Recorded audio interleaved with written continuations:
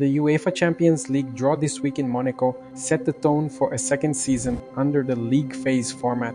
And if last year felt like a pilot episode, this one looks like prestige television from the opening credits. No domestic clashes at this stage, no safety net of a return leg against the same opponent, and every point carrying full weight toward a unified standings board. What the draw confirmed is that heavyweight nights will arrive early and often.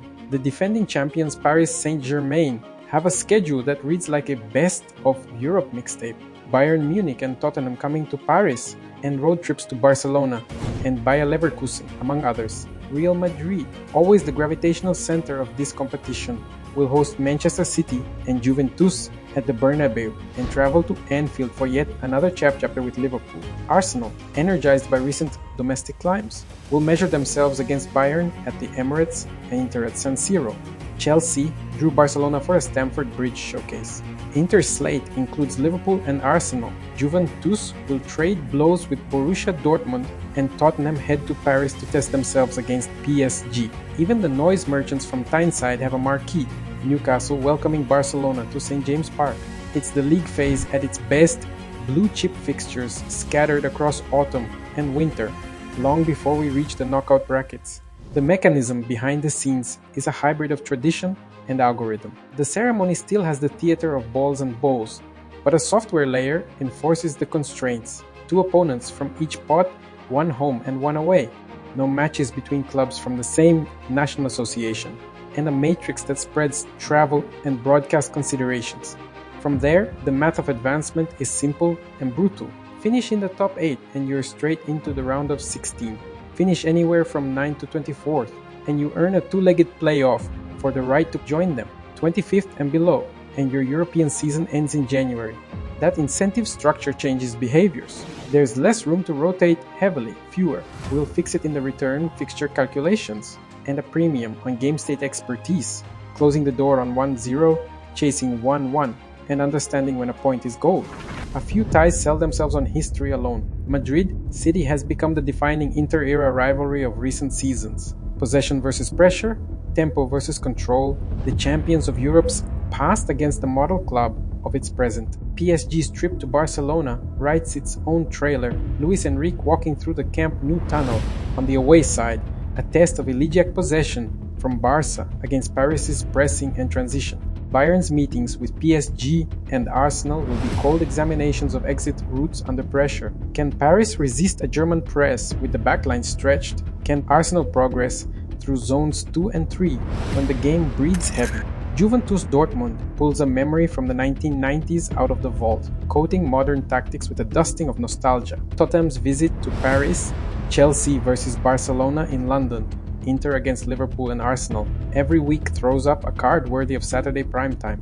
The English lens is particularly spicy. Liverpool and Manchester City, both finding Real Madrid is almost too on the nose, a made-for-TV continuation of a saga that taught this competition how to live on social feeds. Tottenham and Newcastle, running into PSG, will test 2 very different English rebuilds against a champion tasked with proving its crown travels. Arsenal's split between Bayern and Inter is the exact audit Mikel Arteta's project craves. 2 models that put end product ahead of aesthetics, and 2 stadiums where the personalities of big games feel a size larger than the pitch. Circle the calendar now.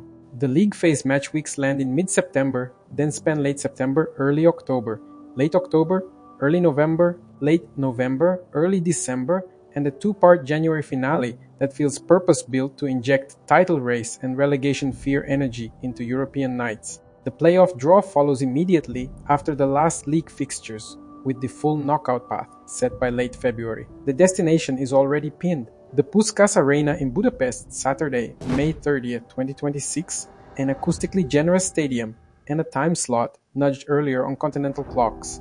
A subtle but real factor for broadcasters and global audiences. Travel quirks are part of the theater, and the draw served up a few unusual arcs. Real Madrid's itinerary includes a long haul to Almaty to face Kairat, an unfamiliar latitude for a club used to West European rhythms. Northern Europe will test even well-layered squads. Bodo Glimt in winter is a rite of passage for teams that think pressing can be replicated at sub-zero wind chills, while a trip east to Karabakh calls for logistics that can feel like a midweek Champions League hidden boss. 2 of the 8 rounds in deep winter increase the chance that climate, surface, and stadium culture intrude on theory. The Champions League doesn't pause to let you acclimate. The champions' presence changes the tone everywhere they go. PSG arrive with a sheen they've chased for a decade. Their path to last season's title culminated in a statement final that rewrote a few statistical footnotes, and the aura that accompanies a reigning champion is real. Opponents prepare for Paris with a sharper edge, match officials sense the stakes, and neutral audiences tune in to see if the crown slips. Trips to the Camp Nou and the Bay Arena will tell us quickly if Paris's balance, possession rhythm under pressure, transition defense against elite runners, set-piece discipline survives hostile environments. Tactically, expect fewer B teams than in the old group era, because no one faces the same opponent twice. Each game behaves like a standalone in terms of leverage. You cannot plan to correct a particular mismatch 2 months later. You can only bank points and move on. The tempo of adaptation rises. Coaching staffs will fold cut-ups from one opponent into session plans for the next with less time to breathe, and the margin for experimentation narrows. We'll see micro-rotations rather than wholesale swaps. Resting a fullback for 60 minutes and then playing him for the last half hour to secure a result. Starting the more conservative 8 and unleashing the creative 10 if the match script allows. January's rounds make squad depth more than a luxury. Paired with domestic calendars and the afterglow of festive fixtures, those winter nights punish anyone who can't maintain output with Plan B lineups. The table math will become a storyline in its own right by match week 4. The rule of thumb from the first season under this format is a useful compass. Top contenders aim for 16, 18 points to land safely inside the top 8.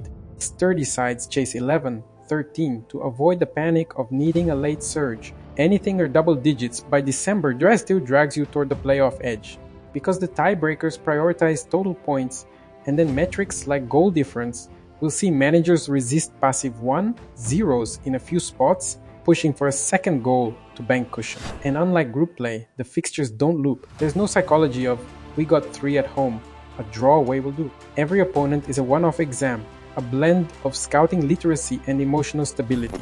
The geography of this format creates small human stories that hide inside the marquee headlines. Coaches will tailor training weeks around flights to Scandinavia and the Caucasus. Medical staffs will build heat maps of soft tissue risk by month and opponent. Analysts will spend Sunday nights stitching together cut-ups of a winger who looks ordinary in domestic play but turns into a touchline flamethrower on Thursdays. And supporters will learn to adjust their own rhythms. Late dinners, early Ubers, winter layers stuffed under shirts, stadium rituals that adapt to Thursday kickoffs as well as Tuesdays. Look backward for a moment to understand what forward might look like. The modern Champions League has thrived on serial rivalries: Madrid, Liverpool, PSG, Barca, Bayern, Arsenal, and the league phase multiplies those pairings rather than gates them behind knockout brackets. That's the genius and the gamble. You get more event nights early, but you also raise the baseline difficulty for everyone: giants, pretenders, and dark horses. The defending champion wears a target from September.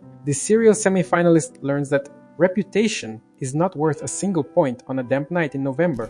And then there is Budapest. Finals feel different when the destination is evocative, and the Puskás Arena has rapidly become one of Europe's most television-friendly bowls. Close stands, clean sightlines, sound that rolls rather than scatters. The earlier kick time tweaks global viewing habits just enough to matter. For players, the grass, the light, the acoustics become imagined long before they arrive. For fans, the mental road trip starts on draw day.